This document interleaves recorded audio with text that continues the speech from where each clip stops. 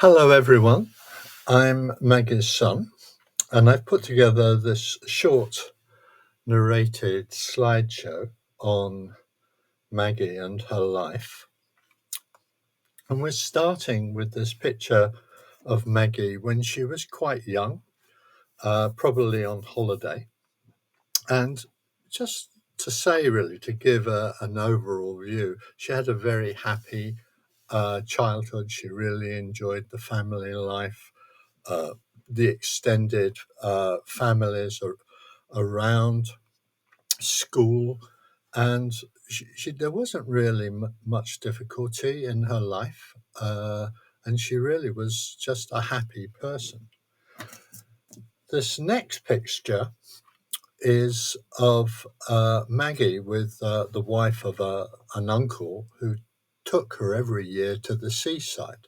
And it was the only time that Maggie got to go away on holiday because her mother never took her away at all. And she really cherished and loved these visits. And you can see also she was just really happy. I mean, Auntie May was a really lovely person and Salemia was a lovely man. And it was very, very important to her. And it sort of was part of this moving out, being in a very nourishing, nurturing family situation, but also going out and seeing the world, as it were, uh, especially in the context of holidays in Britain. As coming on to this next picture, you can get a sense that Maggie was always very stylish. She had a sense of fashion, clothing from a very young age. And so it's quite natural that she went into being a dressmaker, even dress designer in some cases. And she did that for the whole of her working life. And she always dressed very, very well. Now, coming up to this next picture is when she meets my father, Bill, who's Scottish, in London.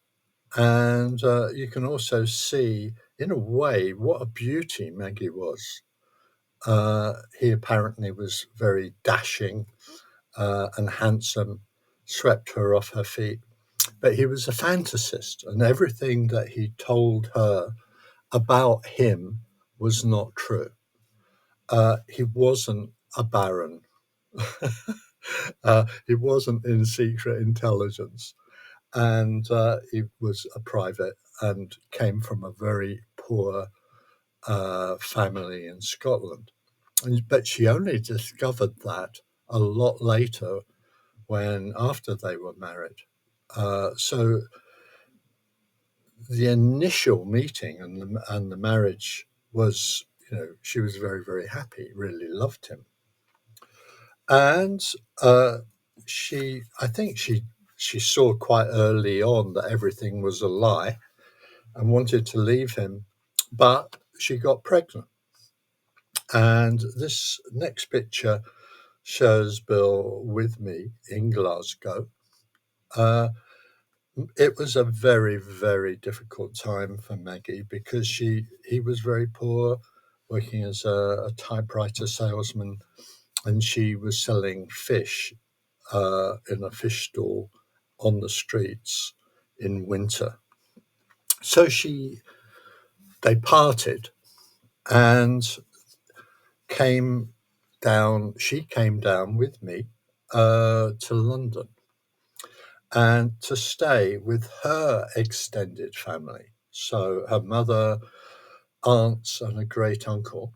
And this next picture shows Maggie, me, and her mother in the garden in Chiswick, where we lived. And also, you can get a sense that now Maggie was really happy. She was in a very benign, positive family, supportive family background. And it was perfect for me growing up. So all that time, she started to explore other things. She started to explore, really from the age of when I was quite young, awareness and mindfulness and spiritual groups. So this next picture is of her mother, who was absolutely lovely person, kind, generous, benign.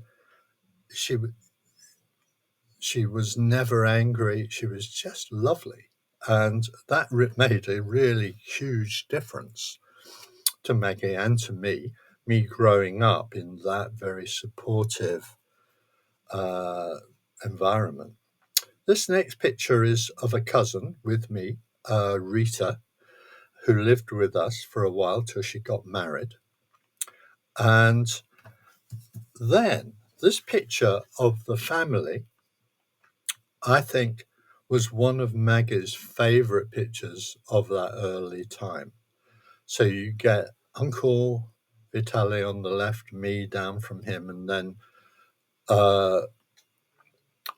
Fortuné and Maggie's mother in the middle, and Maggie.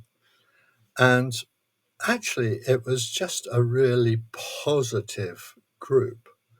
They had lovely friends in the Spanish Sephardic Jewish community, which was in a way quite secular. They weren't very Jewish to call it that. They were sort of more social Jews than religious Jews. And even though the great uncle was the president of the West End Synagogue, he didn't even believe in God, which gives you a bit of an indication of that. And so what we had was a really positive environment for her to grow up in, and then me. We had another small branch of the family, which is shown in this picture with Uncle Rachel Fortuné and two cousins from France, who we had contact with all the time. And I went to France to stay with them really when I was quite young, 11.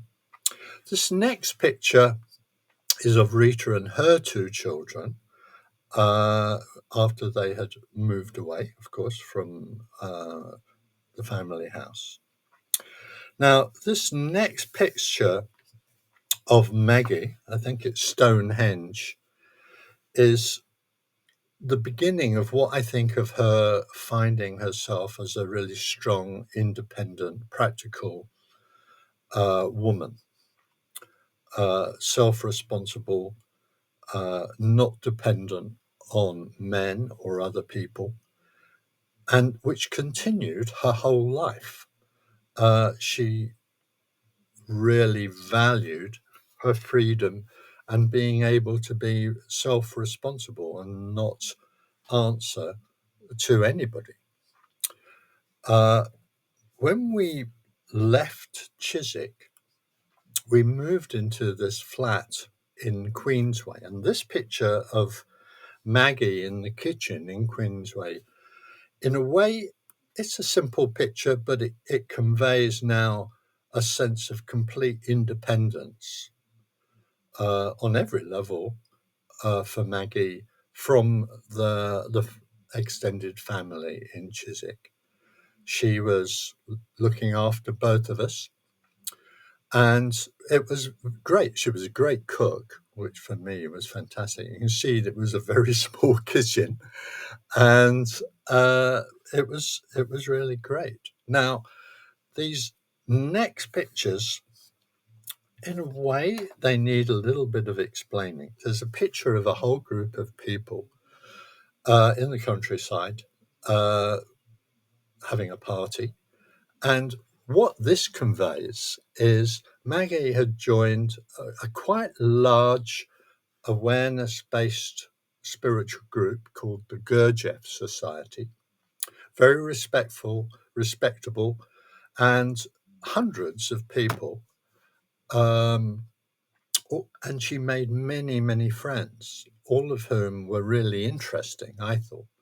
So I was now in this new situation in Queensway with Maggie in this bigger circle of friends who were all really based in exploring for the truth, meditation, mindfulness, doing mindfulness movements. And this was a very large part of Maggie's life. She was growing into herself as being a beautiful woman, independent and carefree.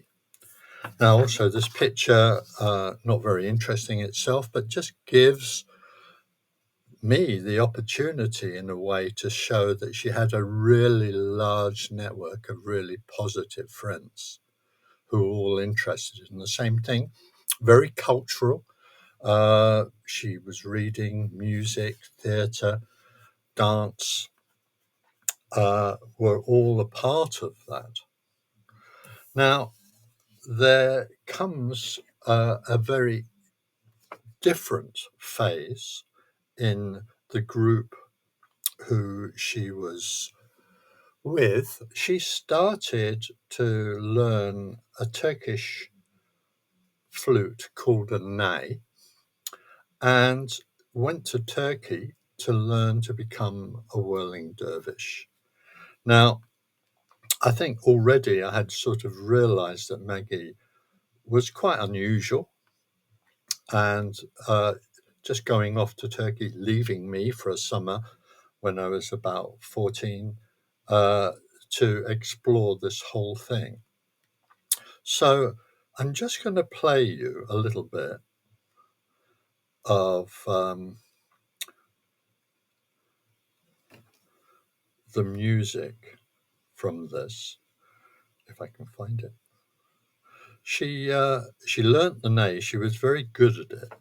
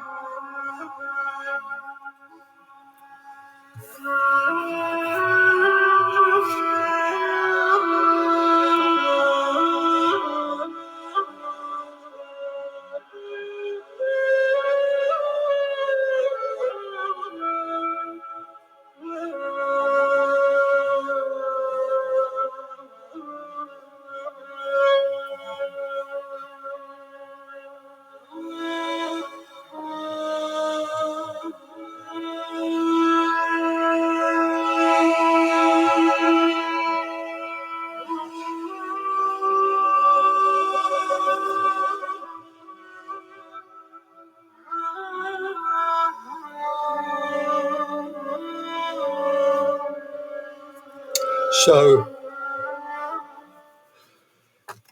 during this time, she learnt how to be a whirling dervish. I guess I was about 11 when she started doing this. So I watched her train and then I watched her do the actual macabre. And it sort of, in a way, I realized it wasn't the run of the mill thing that mothers do, but at the same time, it seemed absolutely right. You know, she had this wonderful circle of friends who she turned, as it was called, with. And she went to Turkey. She had a very good teacher, traditional teacher in Istanbul. And this was really important for her. And in a way, her want to be free to do what she wanted to do, incidentally, left me free to do what I wanted to do. So I was already starting to travel on my own from quite a young age and with friends. And at 17, in the midst of her doing the macabre, the turning and playing the ney, I left to travel around the world when I was 17 and was away for 2.5 years. And during that time, we kept in very good letter communication. And she just had a wonderful life, I think, with the friends, doing things that she wanted to do. And she always really kept a thread of interest in meditation and mindfulness. And when I came back as a Buddhist, when I was 21, she became very interested in Buddhism and went on Buddhist retreats and went to Buddhist centers and, started to have a more regular Buddhist mindfulness meditation practice. And right through till the last weeks before Maggie died, she and I were talking about this all the time. Every week, when I teach, I make notes of my teaching on meditation and mindfulness, and we would go through them together right up until the end at 104. And she was still very clear and cogent and objective. And it was very, very easy to talk about these things with her. Now, this last picture, shows her with a Tibetan Lama who she had visited with. And I think also is just a way of finishing off the slideshow and giving a sense that she was a multifaceted, cultural and spiritually minded person for her whole life.